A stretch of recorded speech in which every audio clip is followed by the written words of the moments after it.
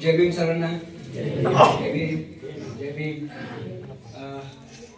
आजच्या कार्यक्रमाचे सूत्रसंचालन करणारे धर्माचार्य आनंद गर्भ आणि त्याचबरोबर अन्य धर्मचारी माझ्या बंधू आणि भगिनी, खरोखरच आजच्या ह्या शेवटच्या दिवशी आपल्यासमोर बोलत असताना हर्ष होत आहे, आनंद होत आहे आणि आपले चेहरे देखील फार अशा आनंददायक वाटते. खरं तर काल सकाळपासूनच आपण खूप चांगल्या प्रकारे या शिबिरामध्ये अधिक सखोल जात आहोत. सकाळचं कालचे जे ध्यान होतं त्या ध्यानामध्ये आपण जे काही दोन्ही ध्यानं एकत्र केली होती आणि दिवसभर जे आपण काय केलं होतं की त्यातून निश्चितच आपल्या मनामध्ये विधायकता निर्माण झालेली आहे आणि बुद्धांविषयी आपल्याला जी काय त्याला श्रद्धा आहे ती सुद्धा आपल्याला निर्माण झालेली आहे. सकाळी देखील आपण खूप चांगल्या प्रकारे व्यायाम केलाय, डबल ध्यान साधना केली, 2 ध्यान साधना. आता ही जी काही साधना आपण शिकतोय तर निश्चितच हे आपण घरीही देखील करणार आहोत नियमितपणे, याची पण देखील खात्री करायची आहे. आणि म्हणून खूप चांगल्या पद्धतीने आपण खरं या शिबिराचा आपण आस्वाद घेत आहोत आणि या शिबिराच्या आज आपण शेवटच्या प्रवचनाला आहोत. जे काही अभ्यासक्रम आहे त्या अभ्यासक्रमाचं शेवटचं प्रवचन असेल, कारण उद्या आपल्याला काही तेवढासा वेळ भेटणार नाहीये, कारण इतर जी कामं असणार आहे ती भरपूर असणार आहे. त्यामुळं आज हे अभ्यासाचं शेवटचं असेल तर आपण आपल्या ग्रुपमध्ये जायचंय, चर्चा करायची आहे आणि जर काही समजलं नाही तर निश्चित तिथे विचारा, नसेल तर लिहून द्या. आपण उद्या त्याच्याविषयी काही मिळेल का त्या प्रश्नाचा त्याचा देखील विचार करू. पण कुणीही सहज जायचं नाही. समजलं नाही तर पुन्हा पुन्हा विचारा, पण चुकीचं घेऊन जाऊ. ठीक आहे, तर मग आपण येऊ पुन्हा आपल्या अभ्यासाकडे. तर आपण काल काय पाहिलं पटापट सांगायचं. काला माहित आहे की नाही, बुद्ध आहेत, बुद्धाच्या समोर कालाम बसलेले आहेत बाजूला आणि कालाम बुद्धांना प्रश्न विचारतायत आणि बुद्ध कालामाच्या प्रश्नांना उत्तर देत आहेत. मग आता आपण असं गृहीत धरतोय की आपण सगळे कालाम आहेत. नांदेडकर कोण आहेत? कालाम आहेत. कालाम आहेत. आता कालाम थोडस बाजूला ठेवा, नांदेडकर बोलू आपण आणि बुद्ध आपल्या समोर आहे. मग नांदेडकरांना बुद्ध काय करतायत सांगतायत आणि नांदेडकरांनी प्रश्न विचारलेत. कुणाला? बुद्धांना प्रश्न विचारले. ओके, पहिले बसून घ्या.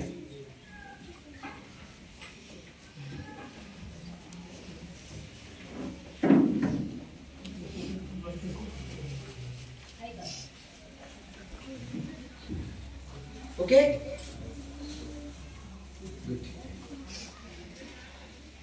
तर नांदेडकरांना बुद्धांनी काय दिलेले आहेत त्यांच्या प्रश्नाची उत्तरं दिलेली आहेत. तर काल आपण काय काय पाहिलं, काय काय उत्तरे दिली भगवंतांनी सांगा पटापट. ओके, म्हणजे वारंवार जर कोणी सांगत असेल तर त्याला सत्य मानायचं नाही. दुसरं काय ऐकलं आपण? ओके, जर एखादी गोष्ट परंपरेने सातत्याने येत असेल तर त्या परंपरेला सत्य मानायचं नाही. ओके, अफवांवर विश्वास ठेवू नका. त्यानंतर ओके, धर्मग्रंथामध्ये किंवा शास्त्रामध्ये जे लिहिलेलं आहे ते सत्य मानू. ओके, जर कुणी तर्क काढत असेल तर त्याला सत्य मानू नका. त्याच्यानंतर जर कुणी न्याय पूर्ण सांगत असेल, हा अशाच पद्धतीने न्याय आहे, तर त्या न्यायाला सुद्धा तुम्ही अंतिम सत्य मानू नका. कारण आपण काल पाहिले की न्याय कशा प्रकारे केला जातो आणि न्यायाच्या मध्येच काय केलं जातं, तर्क केला जातो आणि तर्काच्या आधारे हा न्याय दिला जातो. आणि जो काय न्याय दिला जातो ती काय जे न्याय देवता असेल किंवा न्यायाधीश असेल त्यांनी काय प्रत्यक्ष कुठलीही परिस्थिती पाहिलेली नसते. तो काय करतो, याचा ऐकतो त्याचा ऐकतो आणि डेटा तयार करून त्याचा सांगतो आपल्याला की असं आहे तसं आहे. तेव्हा बुद्ध म्हणतात त्याच्या पाठीमागे लागू नका. नंतर त्यानंतर बुद्ध म्हणतात की जर एखादा व्यक्ती तुमच्याकडे आले असेल, तो फार हुशार असेल, मोठा असेल, तर तो जो सांगतो आहे ते तुम्ही तसंच मानता कामा नाही. त्याची जर पर्सनॅलिटी किंवा व्यक्तिमत्व अशा प्रकारे आहे की ते आपल्याला मोहून टाकतं. असे काही लोक असतात की त्याच्या पर्सनॅलिटीच्या समोर आपण गेलो, व्यक्तिमत्वाच्या समोर गेलो ना, तर आपल्याला वाटतं की नाही ते सांगतो ते बरोबर आहे, एकदम बरोबर वाटतं आपल्याला. आपण काही म्हणत नाही आणि त्याचं काय करतो, ऐकत असतो. त्याला एक प्रकार काय म्हणतात, संमोहन म्हणतात त्याला. म्हणजे आपण एक प्रकार असतो संमोहनाचा की त्याच्यासोबत जर आपण गेलो एखाद्या व्यक्तीच्या, तर तो जो म्हणतोय ना ते आपण ऐकत असतो.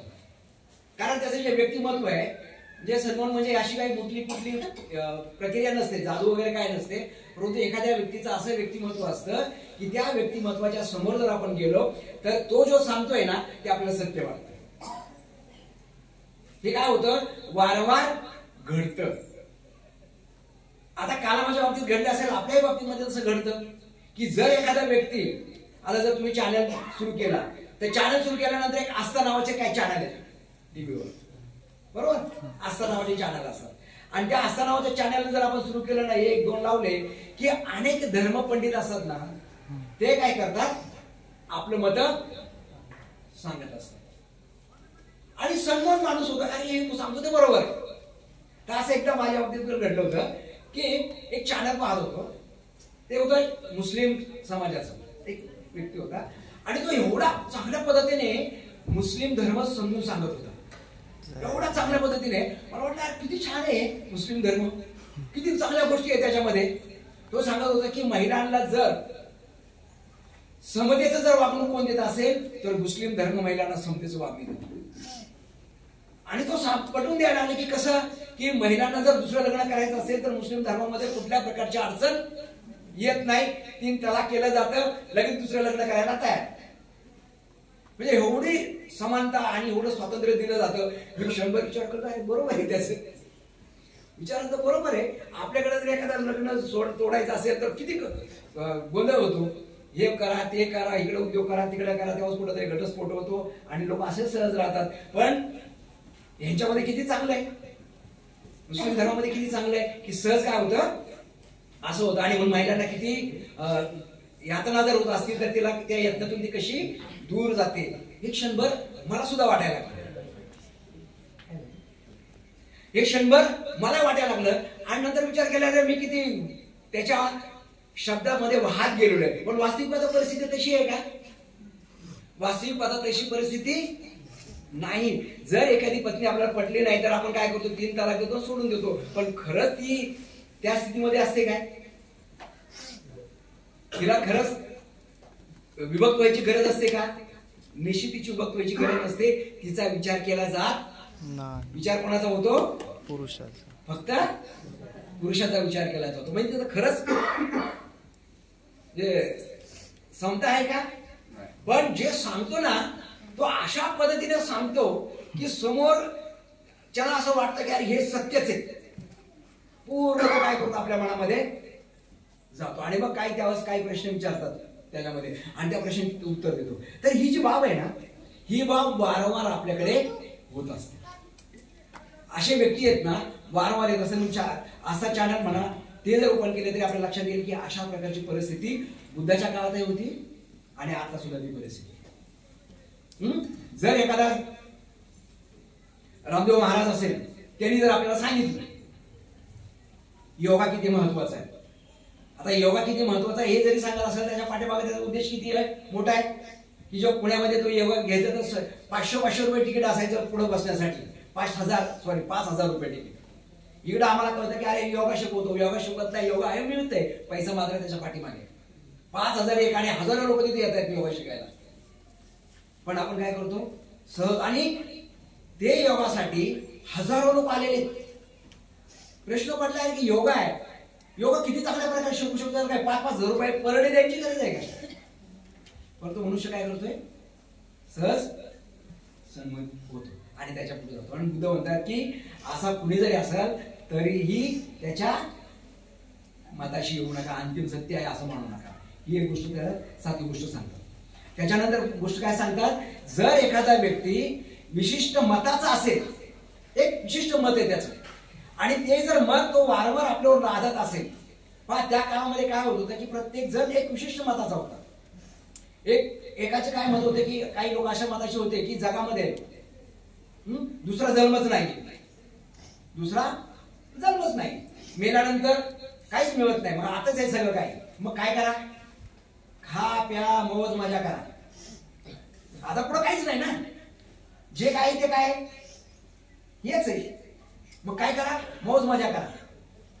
अशा प्रकारचे काही लोक होते आणि मग ते काय करायचे, त्यांच्या मताचा इन्फ्लुएन्स प्रभाव ते लोकांवर टाकायचे आणि लोक तसंच वागायचे. हे एक मताचे होते. काही लोकांना असं वाटायचं की नाही, जन्म मेल्यानंतर काहीतरी आहे, नवीन जन्म आहे, पुढचा जन्म काय आहे. आणि मग आता काय करा, विशिष्ट प्रकारचं कार्य करा, त्यानंतर पुढच्या जन्मामध्ये तुम्हाला काहीतरी नवीन मिळू शकतो किंवा पुढचा जन्म तुम्हाला चांगला मिळू शकतो. मग काही लोक पुढच्या जन्माचा आधार घेऊन ह्या जन्मात तुम्ही असं करा, अशाही मताचे होते. आणि ते काय मत काय करायचे, लोकांवर लादायचे, काही विशिष्ट मत. तर काही लोकांना असं वाटायचं की नाही, मांसाहार खूप महत्वाचा आहे, मग मांसाहाराचं ढिंडोरं पिटवायची. काही लोकांना वाटायचं की शाकाहार फार महत्वाचा आहे, मग ते शाकाहार पिटवायचे. मग प्रत्येक जण ब्राह्मण असेल, श्रमण असेल, तर ते जेव्हा यायचे त्यांच्याकडे, तर हे आपापली जी मतं असतात, आपली जी विचारसरणी असते, आपली मतं, आपली विचारसरणी हे काय करत होते, कालामानवर लादत होते किंवा नांदेडकरांवर लादत होते. बरोबर. आणि मग हे लादत असल्यानंतर त्यांना वाटायचं की आता काय करायचं, आम्ही ह्याचं ऐकायचं काय ह्याचं ऐकायचं काय ह्याचं ऐकायचं, हा मोठा प्रश्न होता. म्हणून भगवंत काय म्हणतात, कोणताही व्यक्ती कोणतीही मत तुमच्यावर लादत असेल तर तुम्ही काय करा, त्याला अंतिम सत्य मानू नका, ते ऐकू नका. फार महत्वपूर्ण गोष्ट बोलतात, आपल्याला सहज आपण घेता कामा नये. आपल्या जीवनामध्ये ही फार महत्वपूर्ण शिकवण बुद्धाने दिलेली आहे, ती सहज आपण घेता कामा नये. कारण आपण जर कोणी काही सांगितलं तर आपण सहज त्याच्या पाठीमागे जातो.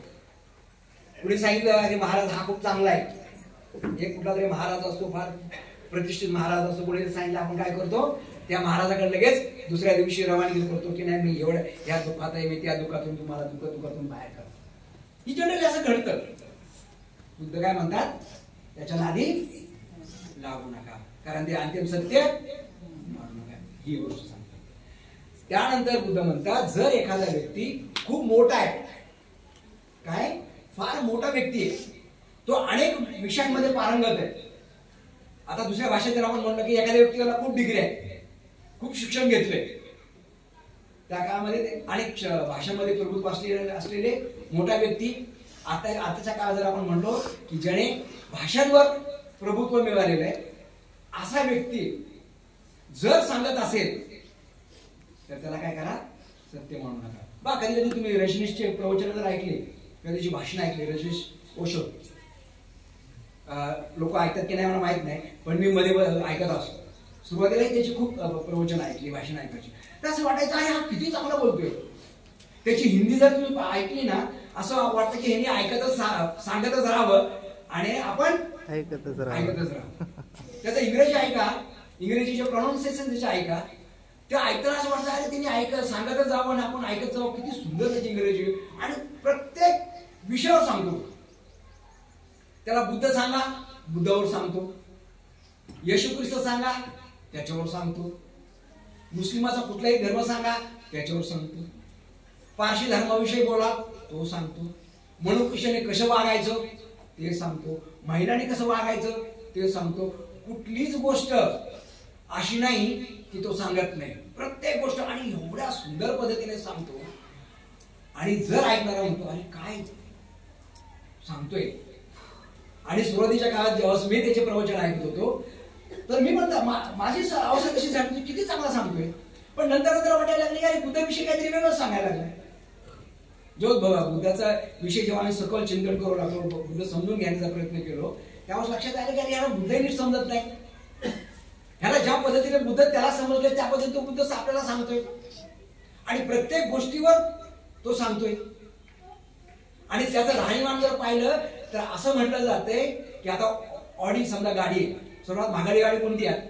Rolls Royce. कोणती? रोल्स रॉयस आहे.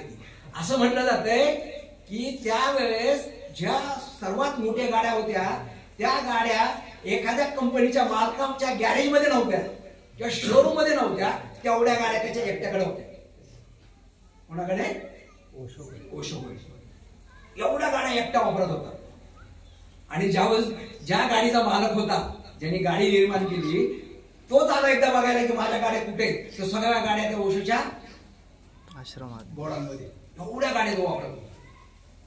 आणि सांगतो काय? बुद्ध सांगतो. बुद्ध कसे होते, बुद्ध कसं बनायचं, संबोधी कशी प्राप्त करायची, हा सांगतोय तिथे. शक्य आहे? बुद्ध काय सांगतात? साधेपणाचं जीवन जगा. त्याची एक ड्रेस जर तुम्ही जर पाहिला तर लाखो रुपयाचा ड्रेस तो ड्रेस असतो. आणि तो काय सांगतो? धर्म शिकवण सांगतो. आणि बुद्ध सांगतो ध्यान कसं करायचं शिकवतो सांगतो. आणि एकदम भाषेमध्ये मग काय म्हणतो की मग बुद्ध म्हणतात जर अशा काही व्यक्ती आहेत तर त्याचं अंतिम सत्य मानू नका. एखाद्या व्यक्तीला खूप डिग्री आहे, खूप त्यांनी अभ्यास केलाय, आणि जर त्यांनी एखादा लेख जर लिहिला तर लेखाचा परिणाम फार मोठा होतो. समाजातील लोक काय करतात? ते जे सांगितलं त्याला प्रमाण मानतात. काय करतात? प्रमाण मानतात. का? तो खूप फार हुशार आहे, त्याचं वक्तृत्व खूप चांगलं आहे, तर तज्ञ एखाद्या विषयामध्ये, आणि ते तज्ञ असेल तर तज्ञाचा बाबी विचार करूनच पुढे काय करतात? आचरण करतात. तिथं मात्र बुद्ध उलट सांगतात. बुद्ध काय म्हणतात? असा कोणी असेल, मोठा व्यक्ती असेल, अनेक याच्यावर तो पारंगत असेल, भाषांवर पारंगत असेल, तरीही तुम्ही त्याला सत्य मानू नका. अंतिम सत्य तो सांगतोय ते मानू नका. आता प्रश्न पडतोय, अरे हे मानायचं पण नाही म्हणतोय बुद्ध. किती पुढे बुद्ध म्हणतात की जर एखादा आपला गुरु, एखादा ब्राह्मण असेल किंवा श्रमण असेल, तो श्रमण किंवा ब्राह्मण आपला जर एखादा गुरु असेल तर तो गुरु सांगतोय म्हणून सुद्धा मानायचं. शेवटी काय म्हणतात? एखादा गुरु जर आपल्याला सांगत असेल ते सुद्धा तुम्ही मानू नका. मग आपण आता असं म्हणू शकतो की भगवंत आपले गुरु आहेत, तर भगवंतांनी सांगितलेली गोष्ट सुद्धा आपण मानायची नाही. का मानायची नाही? पुढे भगवंत सांगतात. काय करतात? मग हे सर्व मानायचं नाही. मग आपण एक अर्थाने काय म्हणतो की नकारात्मक बाबी, हे करू नका, ते करू नका, जसं आपण पंचशील म्हणतो. पंचशीलामध्ये काय होतं? हे करायचं नाही, प्राण्यांची हिंसा करायची नाही, चोरी करायची नाही, व्यभिचार करायचा नाही, असत्य बोलायचं नाही, आणि कुठलेही मध्ये प्राशन करायचं नाही, गुंगी आणण्याचं जे काही पदार्थाचं सेवन करायचं नाही. हे पंचशील सांगते. अरे मग हे करायचं नाही तर करायचं काय? मग करायचं काय? मग मैत्रीपूर्ण कर्म करा. पहिल्या शेताला काय म्हणतो आपण? मैत्रीपूर्ण कर्म करा. हिंसा करू नका तर मैत्री करा. चोरी करू नका, दान करा. व्यभिचार करू नका तर आपलं मन काय करा? उच्च अवस्थेमध्ये घ्या. असं ते बोलायचं नाही तर काय बोला? सत्य बोला.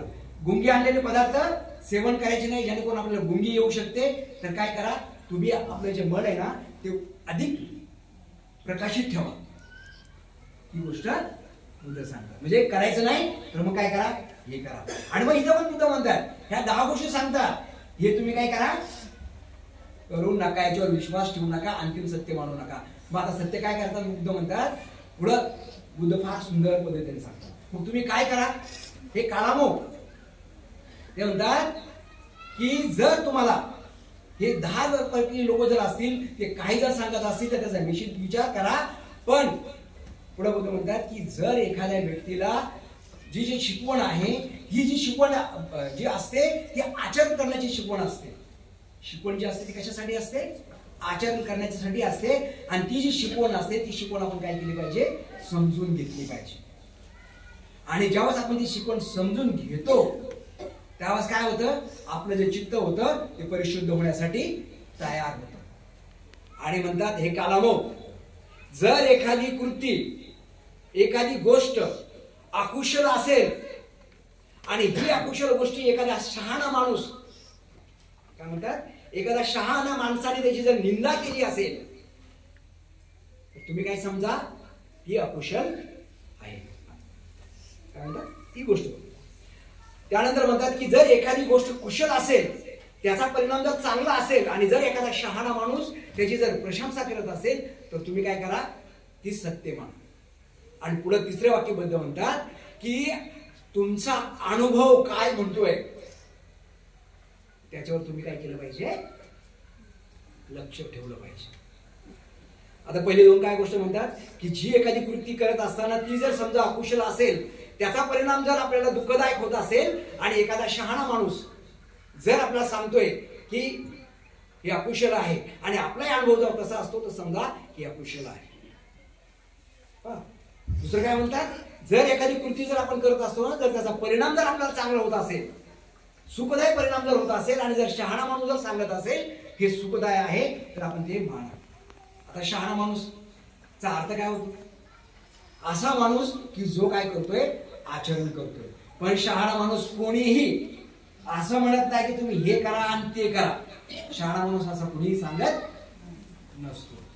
आणि जर शहाणा माणूस जर तसं सांगत असला तर तो सुद्धा कोणासारखा होतो, पहिले जे 10 लोक असतात त्याच्यासारखाच होतो. आणि बुद्ध म्हणतात की तुम्ही काय करा, तुमच्या अनुभवावर अवलंबून राहा. कारण तुमचा अनुभव हा तुमच्यासाठी काय असतो, महत्वपूर्ण असतो. कारण जगातला कुठला असा त्रस्त व्यक्ती येऊन तुम्हाला सांगू शकत नाही.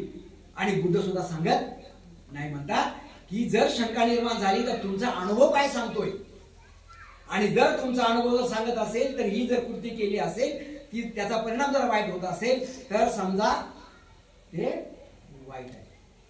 आणि जर तुमचा अनुभव हे सांगतोय की ही जर कृती केली तर त्याचा परिणाम चांगला होत असेल तर तुम्ही काय केलं पाहिजे,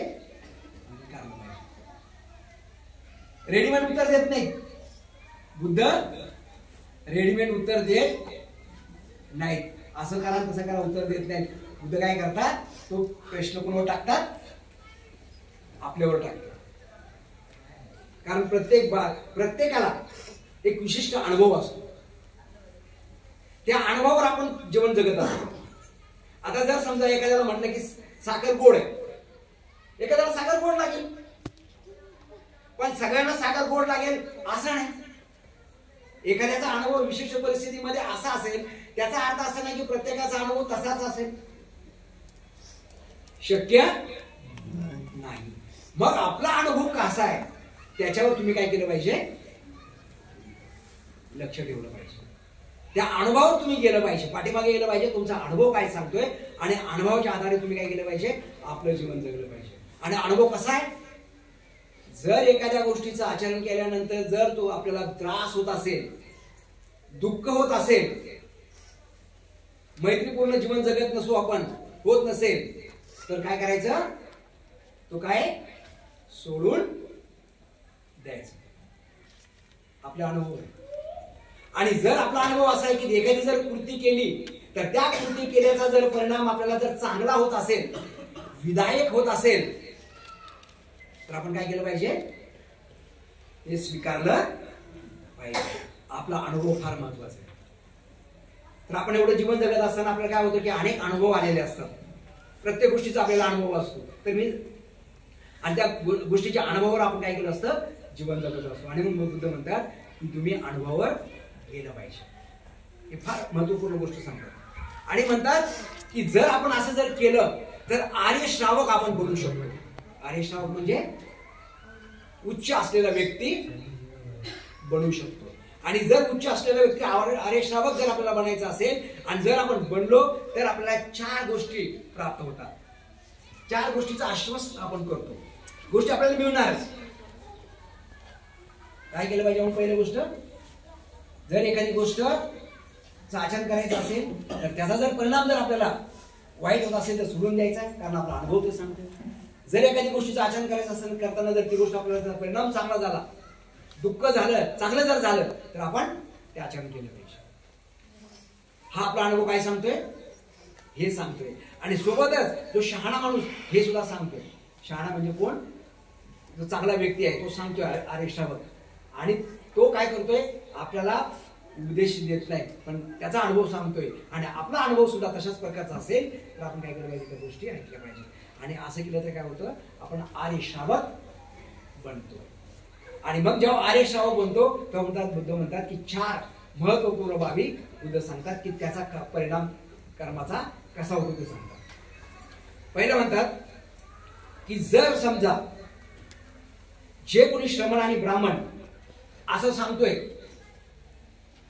परलोक आहे, जर एखादा श्रमण आणि ब्राह्मण सांगतोय परलोक आहे, हे जर आपण मान्य केलं आणि तशा पद्धतीने जर आपण कुशल कर्म केलं, हे तर निश्चितच आहे, कुशल कर्म केलं तर त्याचा परिणाम काय होणार आहे? कुशलच होईल. मग परलोक जर असेल तर तिथं सुद्धा आपला चांगला जन्म होईल. काय म्हणतात बुद्ध? कुठले ठोस सांगत नाही की परलोक आहे म्हणून. जर समजा, हा जर महत्व शब्द आहे, जर समजा परलोक असेल आणि जर आपण कुशल कर्म जर केलं तर त्या कुशल कर्माचा परिणाम सुद्धा काय होऊ शकतो? कुशल होऊ शकतो. आणि परलोक जर नसेल, बघा दुसरं वाक्य बुद्ध म्हणतात, ते असं म्हणत नाही परलोक आहे म्हणून. जर परलोक नसेल तर समजा आपण जर कुशल कर्म केलं तर त्याचा परिणाम ह्याच जन्मात होऊ शकतो. आपण शांतीपूर्वक जीवन जगू शकतो, आपण आनंददायी जीवन जगू शकतो, अशी बुद्ध दोन गोष्टी सांगतात. आता बघा बुद्धाच्या शिकवणीमध्ये बुद्धाने अनेकदा लोक परलोकाविषयी बोलले, पुनर्जन्माविषयी सुद्धा बोलले, पुनर्भव आपण त्याला म्हणतो, पुन्हा निर्मिती, त्याच्याविषयी सुद्धा बोलले. पण इथं बुद्ध ते सांगत नाहीत. बुद्धचं सांगा पुढं बघा, इथं बुद्ध सांगत नाहीत. बुद्ध इथं काय सांगतात? तुमच्या अनुभवावर सांगतात. जर तुम्हाला कोणी श्रमण आणि ब्राह्मण सांगते परलोक जर असेल तर बुद्ध म्हणतात जर परलोक असेल तर जर तुम्ही चांगलं कृती केलं तर निश्चितच पुढचा परिणाम चांगलाच होईल. आणि जर परलोक जर नसेल तर ह्या जन्मात चांगलं जर कर्म केलं तर ह्या जन्मात त्याचा परिणाम चांगला होईल. म्हणजे चांगल्या आणि वाईट कर्मावर बुद्ध काय करतात? त्याच्या परिणामावर सांगतात. फार महत्वपूर्ण गोष्ट सांगतात. आणि प्रत्येक गोष्टी सुद्धा ही फार महत्वपूर्ण असते. कर्म आणि कर्माचा परिणाम हा फार महत्वपूर्ण असतो. आणि म्हणून म्हणतात की जे काय कुठलेही कर्म कराल त्याचा परिणाम तुम्ही काय होतो हे बघितलं पाहिजे. आणि जर वाईट परिणाम झाला तर निश्चितच ते वाईट आहे. आणि जे कर्म तुम्ही कराल त्या कर्माचा जर परिणाम चांगला झाला तर निश्चितच वाईट आहे. तुम्हाला माहिती आहे मिलेरेप्पा आहे ना, मिलेरेप्पाचे गुरु होते. मिलेरेप्पा नावाचे एक तिबेटियन योगी होते, फार मोठे योगी होऊन गेले. त्यांचं एक वाक्य फार महत्वपूर्ण म्हणजे वाटतं ह्या बाबतीमध्ये. ते काय होतात की तिबेटमध्ये जो एक संप्रदाय निर्माण झाला, साक्य संप्रदाय, त्याचे ते कोण संस्थापक होते, जे मौखिक ज्या बाबी त्या घडून आणायच्या. तर एकदा काय होतं की जे मिलेरेप्पा असतात ना, मिलेरेप्पा फार श्रीमंत असतात, पण त्यांची जी काही संपत्ती असते त्यांच्या चुलत्याने किंवा त्याच्या नातेवाईकाने काय केले ते काढून घेतलेले असते. जेव्हा ते मिलेरेप्पा नसतात, सर्वसामान्य माणूस असतात. आणि मग काय होतं की ती सगळी संपत्ती काढून घेतात आणि ते फार गरीब होतात. मग त्याच्या आईला खूप त्रास होतो, वाद होतो की आपल्या जी काही संपत्ती घेतलेली आहे त्याचा आपण काय केलं पाहिजे, म्हणजे हे घेतलं पाहिजे, बदला घेतला पाहिजे असं तिला वाटतं. आणि मग ते म्हणजे बदला कसा घ्यायचा, हा जो मिलेरेप्पा असतो ना, त्या मिलेरेप्पाला अशी काही गोष्टी शिकवायच्या, त्याला ब्लॅक मॅजिक म्हणतात. त्याला ते काय करतात, ब्लॅक मॅजिक शिकवतात. आणि त्या ब्लॅक मॅजिकच्या माध्यमातून त्या लोकांचा बदला घ्यायचा असं ती विचार करते. आणि त्याला काय करते, ब्लॅक मॅजिक जे शिकवतात त्या काळात, म्हणजे मला वाटतं 12व्या शतकात किंवा 10व्या शतकामध्ये ची गोष्ट आहे. बुद्धानंतर इसवी सनाच्या नंतर 10 शतक जेव्हा होतं त्या काळातली गोष्ट. आणि ज्यावेळेस असं म्हटलं जाते की तो जो गुरु असतो त्या गुरुकडे एक ब्लॅक मॅजिक काय करतो, हा मिलेरेप्पा शिकतो. आणि शिकल्यानंतर काय होतं की तो ब्लॅक मॅजिकचा वापर करतो, अनेक लोकांना मारतो, अनेक लोकांना त्या जादूने तो मारतो. आता परत म्हणाले की जादू आहे की कशी आहे तुम्हाला काय माहिती, पण इतिहास सांगतो की असा होतं. एक महत्वपूर्ण उदाहरण. आणि मग त्या मिलेरेप्पाने काय केलं असतं, अनेक लोकांना मारलं असतं. ही गोष्ट जे त्याने शिकवली असत ना गुरुने, त्या गुरुच्या लक्षात येत असतं. गुरुच्या लक्षात येते की आपण फार अकुशल कर्म केले. आपलं कर्म काय केले? अकुशल केले. कारण त्या अकुशल कर्मामुळे अनेक अकुशल परिणाम त्याचे झालेले असतात. आणि एकदा मिलेले गुरुकडे जातात त्या, आणि गुरुकडे गेल्यानंतर गुरु त्याला काय म्हणतात की हा मिलेले पा, मी खूप अकुशल कर्म केले. काय केले? मी अकुशल कर्म केले. ते म्हणतात कसं? ते म्हणतात की जर मी तुला जे काही शिकवलेले त्या शिकवणीतून तू काय केलंस, अनेक लोकांना मारलेस, तर त्याचा परिणाम हा माझ्यावर झालेला आहे. कारण त्या कर्माचा परिणाम हा माझ्यावर झालेला आणि भविष्यात मला कधीही बुद्धत्व प्राप्त होऊ शकत नाही, कारण मी एवढं मोठं अकुशल कर्म केलेलं आहे. तर मिलेरेपा काय म्हणतात? मिलेरेपा म्हणतात की गुरुजी हे तितकं सत्य आहे की जर तुम्ही अकुशल कर्म केलं आहे तर त्याचा परिणाम तर होणारच आहे, झालेलाच आहे. जर समजा मी जर कुशल कर्म केलं तर त्या कुशल कर्माचा परिणाम सुद्धा तुमच्यावर होणार आहे. काय म्हणतात? मी जर कुशल कर्म जर केलं तर माझ्या कुशल कर्माचा परिणाम सुद्धा तुमच्यावर होणार आहे. म्हणून मी काय करतो, आताच कुशल कर्म करायला सुरुवात करतो, जेणेकरून त्याचा परिणाम तुमच्यावर होईल. कर्म आणि परिणाम किती महत्वाचा आहे. आणि मग पुढे म्हटलं जातात की जो काही मिलेले पाय ते काय करतात, बुद्धत्व प्राप्त करण्यासाठी जातात. कोणासाठी जातात? आपल्यासाठी तर झालंच, पण आपल्या गुरुसाठी जातात. कारण आपल्या कर्माचा परिणाम त्यांच्यावर झाला, कारण त्यांनी आपल्याला शिकवलंय त्याचा परिणाम चुकीचा केलेला आहे. ही गोष्ट फार महत्वपूर्ण आहे. इथपर्यंत याच्या गोष्टीसाठीच मी तुम्हाला ते उदाहरण देतोय. कारण म्हणून बुद्ध म्हणतात की जे काही कर्म आहे हे कर्म फार महत्वाचं आहे. आणि जर कोणी श्रमण आणि ब्राह्मण सांगत आहे की परलोक असेल, तुम्ही कुशल कर्म करा, परलोक आहे की नाही माहित नाही, जर असेल तर तिथं तुमचा परिणाम चांगलाच होणार. आणि जर परलोक नसेल आणि तुम्ही जर कुशल कर्म केलं तर तुम्हाला सुद्धा परिणाम ह्याच जन्मात चांगला होणार आहे. तुम्ही खूप विधायक करा, तुम्ही शांत झोपाल, सगळ्या गोष्टी तुमच्या चांगल्या होतील. एवढं बुद्धाचं. आणि मग लोक आणि परलोक हे बुद्ध अनेक ठिकाणी सांगतात. ही मुद्दा पुन्हा सांगतोय मी. बुद्ध अनेक ठिकाणी सांगतात की पुनर्भव काय असतो, परंतु बुद्ध इथे मात्र सांगत नाही. आणि जर समजा बुद्धांनी जर इथं तेच सांगितलं असतं तर काय झालं असतं? पाठीमागचे जे 10 लोक जे श्रमण आणि ब्राह्मण जे सांगतात तेच बुद्ध सांगतात. फरक काय? काहीच नसतं. आणि म्हणून बुद्ध हे कसे आहेत? त्यांच्यापेक्षा वेगळे. म्हणून ते आपल्या अनुभव सांगतात. ही दुसरी गोष्ट सांगतात. तिसरी गोष्ट अजून खूप सांगतात की जर समजा तुम्ही एखादं कर्म करत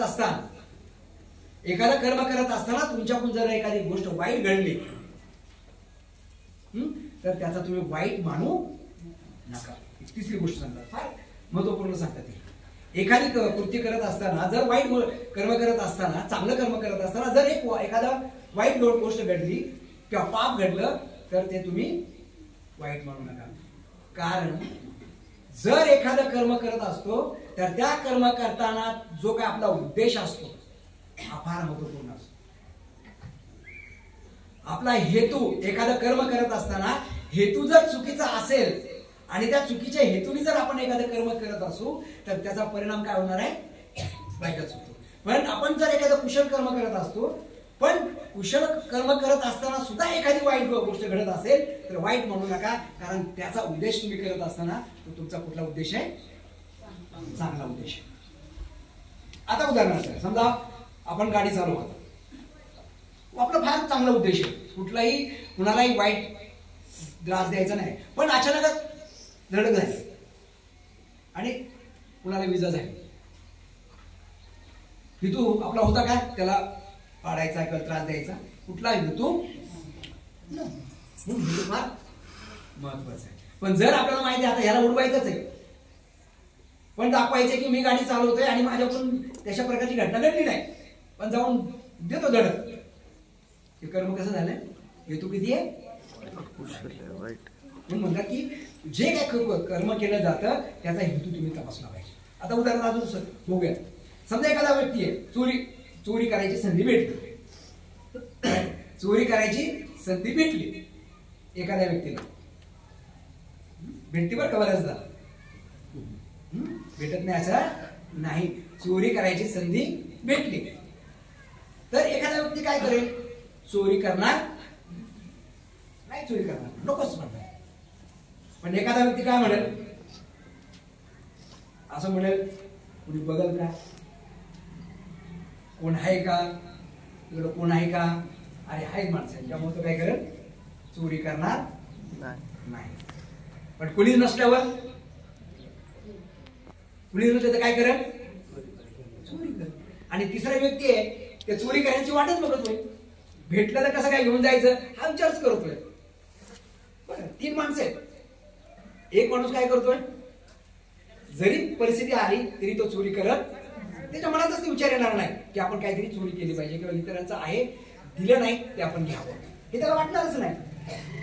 पण एखादा दुसरा व्यक्ती काय करेल, तो चोरीचा विचार करेल, पण काय म्हणेल, कोण बघते का.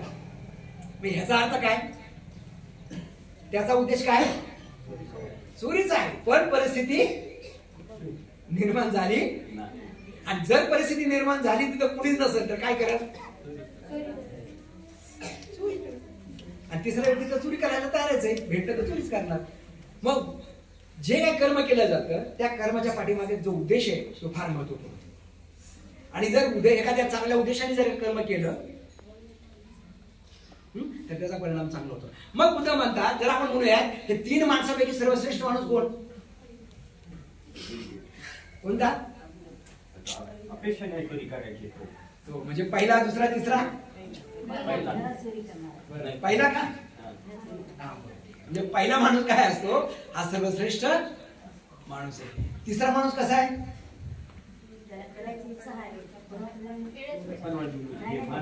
तिसरा तो चोरीच करतो. कुठे भेटलं माणूस, दिसला काय न दिसला काय, चोरी करायचा तो त्याचा हेतूच आहे. आणि दुसरा कसा आहे, तो वाटच बघतो, कारण त्याचा उद्देश तो आहे. म्हणून प्रत्येक कर्म जे केलं जातं ते कुठल्या उद्देशाने केलं जातं ही फार महत्वपूर्ण गोष्ट होतं. पण आपल्या लाईफ मध्ये पण तसंच होतं. आपले सर्वसामान्य जीवन जवळ आपण जगतो ना, त्याच्यात होतं आपल्या मुलांना, आई वडिलांना काय वाटतं की माझ्या मुलाचं संगोपन मी काय करावं, कारण म्हातारपणी आशेचा किरण मला सांभाळेल, म्हणून आपण काय करतो, आपल्या मुलाचं संगोपन करत असतो. पण जर समजा त्याने म्हातारपणी आपल्याला सांभाळलंच नाही, आपल्याला किती त्रास होतो की नाही. उद्देश काय आपला, आपला मुलगा आहे ही गोष्ट झाली बाजूला, पण त्याला काय पाहतो आपण, म्हातारपणे आपल्याला सांभाळ करेल. उद्देश काय इथे, चुकीचा उद्देश. तुम्ही सहज त्याचा सांभाळ करा, तो सांभाळेल न सांभाळेल नंतरची गोष्ट, पण तुम्ही अशा प्रकारे त्याचा सांभाळ करा, त्याच्यावर अशा संस्कार टाका, पुढे मला गरजच पडणार नाही, तो सांभाळ करेल की नाही करेल, हे काय होईल, ऑटोमॅटिक गोष्ट करेल, कारण उद्देश तुमचा चांगला असतो. आणि म्हणून पाहता की आता बऱ्याचदा प्रॉब्लेम होतो की आई वडील काय करतात, मुलाचा तसा सांभाळ करतात, आणि मुलं मोठे झाल्या तर काय म्हणतात, ते पण उलटच काहीतरी करतात, माझा कुठं सांभाळ केला, माझा कुठं सांभाळ केला तर आम्ही तुम्हाला सांभाळतो. कधी कधी आमच्या धर्मचारीच्या बाबतीमध्ये हा फार मोठा प्रॉब्लेम आहे बरं का, तुम्हाला एक सांगतो. कारण पुढे पुढे मुलं काय म्हणतात, तुम्ही धम करत बसला, लोकांना सांगत बसला आणि आमच्याकडे दुर्लक्ष केलं, आता तुम्हाला कोण सांभाळायचं, हा मोठा प्रश्न बरेच धर्मचारीच्या बाबतीमध्ये करतो. तर त्याच्यासाठी पण आम्ही तिचं सोल्युशन काढतोय, आम्ही अमृताश्रमच काढायचा विचार चाललाय आमचा. ठीक काय जर झालं की चला या आमच्याकडे अशा लोकांसाठी, कारण हा प्रॉब्लेमच आम्ही सॉल्व्ह करायचा प्रयत्न करूया. कारण असं घडते, कारण मागे एप्रिलमध्ये मी काही शिबिरात होतो आणि 2-3 धर्मचारी मला म्हटले, म्हणजे वयोवृद्ध मला म्हणत होते की काय मला अशाशी म्हणायला लागले, आणि त्यांचंही बरोबर आहे म्हणून, कारण मी जेव्हा त्यांना गरज होती तेव्हा मी काय करत होतो, प्रचार करत होतो. पण ऍक्च्युली प्रचार करता करता त्यांचाही सांभाळ केला पाहिजे, ही कधी कधी आमच्याकडून चूक होते, तर ती खरं तर दुरुस्त केली पाहिजे. आणि मग बुद्ध इथे काय म्हणतात की उद्देश, कोणतेही कर्म करत असताना आपला उद्देश कसा आहे हे फार महत्वपूर्ण ठरत आहे. तिसरी गोष्ट सांगतात. आणि चौथी गोष्ट सांगतात, जर एखादं कर्म जर आपण केलं, ते कर्म करत असताना जर आपला उद्देश चांगला असेल तर त्याचा परिणाम काय होतो, चांगलाच. मग तो कुठल्याही पद्धतीने तुम्ही जर त्याचा विचार केला तर त्याचा परिणाम काय होतो, हा चांगलाच होतो. आणि मग कर्म करत असताना तुमचा उद्देश हा फार चांगला असला पाहिजे, वाईट उद्देश होता का नाही, किंवा जे काही कर्म केलं जातं ते फार महत्वाचं कुठल्या उद्देशाने. तर नेहमीच आपण एक कथा ऐकत असतो की उद्देशाच्या बाबतीमध्ये ती एक कथा आपण नेहमीच ऐकली असेल, 2 भिक्षूंची, आहे की नाही. ते 2 भिक्षू असतात आणि एक नदी पार करायची असते. तर त्याच वेळेस काय होतं, एक महिला तिथे येते, एक तरुणी येते आणि बुद्धाच्या विनयामध्ये सांगितलं जात असेल की कुठल्याही भिक्षूने स्त्रियांना स्पर्श करू नये किंवा स्त्रीने पुरुषांना भिक्षूंना कुठल्या व्यक्तीला स्पर्श करू नये, ही विनय. आणि हे करत असताना काय होतं की नदी येते आणि नदीवर एक तरुणी असते, तिला नदी पार करता येत नाही. त्यामुळे एक भिक्षू जो असतो तो काय करतो, तिला सहज उचलतो आणि कोपऱ्यामध्ये नेऊन ठेवतो. पण दुसरा जो भिक्षू असतो तो पाहतो. त्याच्या मनामध्ये विचार चालू होते की ह्या भिक्षूने काहीतरी ह्याने काय केले, विनयाचा भंग केला. पण त्याला काय म्हणत नाही, पण त्याच्या मनामध्ये तेच राहते. आणि पुढे गेल्यानंतर ज्यावेळेस 1-2 दिवस होतात आणि मग बसतात, तेव्हा तो काढतो कोण, की तुम्ही त्या तरुणीला काय केलं, स्पर्श केला. तो म्हणला, अरे त्या तरुणीला स्पर्श मी केला त्यावेळेस तिची गरज होती, तिला सोडायची, मी तिला सोडलं, तू अजून घेऊन आलास, तू काय केलंस, तू अजूनही ठेवलं स्वतःकडे. काय सांगतस, तुमचा हेतू काय, त्याचा हेतू काय, तीच गोष्ट. आणि ह्याचा एक उद्देश काहीच नाही, सहज एखाद्याला मदत करायची, सोडून द्यायची. म्हणून एखादी जर कृती करत असू ती फार महत्वपूर्ण आहे. अशी महत्वपूर्ण आहे, तुमचा जर उद्देश चुकीचा असेल आणि चुकीच्या उद्देशाने जर कृती करत असाल तर त्याचा परिणाम सुद्धा चुकीचा होऊ शकतो. आणि पुन्हा बुद्ध काय म्हणतात, हे तुमच्या अनुभवावर तुम्ही काय करा, घासा. सोन्याची अग्निपरीक्षा त्यावेळेस करतो, कशी करतो, अग्निज्वालावर ठेवून सोनं तापून सोन्याची परीक्षा करतो. त्या कशावर, अनुभवावर. त्या पद्धतीने एखादी कोणतीही कृती ही तुम्ही तुमच्या अनुभवावर तापवा आणि त्याचा परिणाम जर चांगला होत असेल तर तुम्ही काय करा, ते स्वीकारा, अन्यथा तुम्ही सोडून द्या. किती महत्वपूर्ण सांगतात. ते म्हणत नाहीत की तुम्ही हे करा ते करा असं सांगत नाही, ते आपल्याला पूर्ण चिंतन करायला हवं. मग काय होतं की आपण ह्याचा असा विचार करायचा, आधुनिक काळात विचार करायचा की आधुनिक काळामध्ये आपल्यावर खूप मोठे प्रभाव पडतात, अनेक प्रभाव आपल्याकडे येतात. आणि हे सगळे जे प्रभाव असतात ते प्रभाव सुद्धा आपल्याला काय करतात, की विशिष्ट ठिकाणी घेऊन जातात. तर आपण बुद्धाने सांगितलेल्या जवाबाबी याचा अनुभव करायचा आहे, आपल्या अनुभवावर जायचं. आणि अनुभव जर आपल्याला सांगितलं असेल की हे करू नको तर आपण करायचं नाही. प्रत्येक गोष्ट करताना त्याचा हेतू सुद्धा आपण ठरवायचा आणि तो जर सध्या चांगला असेल, त्याचा परिणाम चांगला असेल तर आपण स्वीकारायला हरकत नाही. ही बाब काय करतात बुद्ध एक काल आम्हाला सांगतात. 2500 किंवा त्याच्यापेक्षा अधिक वर्ष झालेत बुद्धाला होऊन. तर तेव्हापासून जर आतापर्यंत विचार केला तर हे खऱ्या अर्थानं कोणताच धर्मसंस्थापक एवढं स्वातंत्र्य देत नाही, एवढं स्वातंत्र्य देत नाही, तेवढं स्वातंत्र्य बुद्धाने आपल्याला दिलेलं आहे. बुद्ध असं म्हणत नाही की तुम्ही हेच करा, एवढं स्वातंत्र्य दिले तुमच्यावर. आजच्या जर धर्मसंस्थापकामध्ये किंवा जे धर्मप्रचारक का त्यात तुम्हाला लक्षात येईल की कोणीही तुम्हाला स्वातंत्र्य देत नाही. उमरग्यात होतो काही वर्षापूर्वी मी, तर तिथे श्री रविशंकर आहेत ना, त्यांचं काय व्हायचं, सत्संग असायचं, ध्यान साधना असायची, पहाटे 4 वाजता 4 ते 7 वाजेपर्यंत असायचं. तर माझे एक मित्र म्हणले, तर आपण काय करतो ते बघून येऊ म्हणे, शिकू आपण सुदर्शन प्रक्रिया कशी असते काय नाही. तर सकाळी मग 4 वाजता जायचं, आंघोळ करून जावं लागायचं. आम्ही काय आंघोळ वगैरे करायची नाही, काय नाही, पण आम्ही जायचो शिकायला. तिथे आंघोळ केल्याशिवाय परमिशन आहे, आम्ही डायरेक्ट जायचो. आता तिथे गेल्यानंतर मी एक गोष्ट महत्वपूर्ण पाहिली, तर रविशंकर, श्री रविशंकर हे आर्ट्स ऑफ लिव्हिंगचे कोण आहेत, संस्थापक आहेत. आता त्यांनी एक व्हिडिओ लावायचे, टेप रेकॉर्ड, त्यावेळेस टेप रेकॉर्ड होते, व्हिडिओ त्यावेळेस व्हिडिओ असं नव्हते, DVD नव्हत्या, टेप रेकॉर्ड असायचे आणि टेप रेकॉर्डवर त्यांचं असायचं. आणि काय सांगायचे, माझे गुरु तुम्हाला सांगतात त्याच पद्धतीने करायचं. आणि मग टेप रेकॉर्ड लावायचे आणि ते जे सांगतात टेप रेकॉर्डवर तशा प्रकारे ही ध्यान साधना करायची. म्हटलं आम्ही म्हणायचो अरे आमचे गुरु तर असं काही सांगत नाही.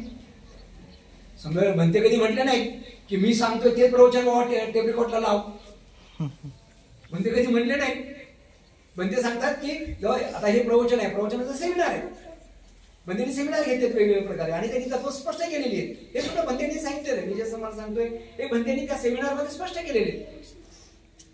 पण ते असं कधी म्हणत नाही हेच करा म्हणून, स्वतःच लादत नाहीत.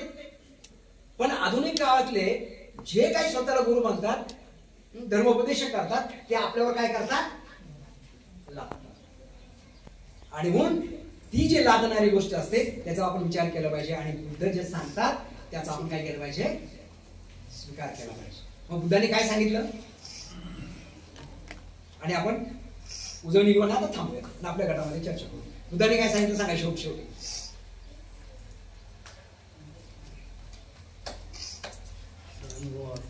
येस, तुम्ही काय काय म्हटले?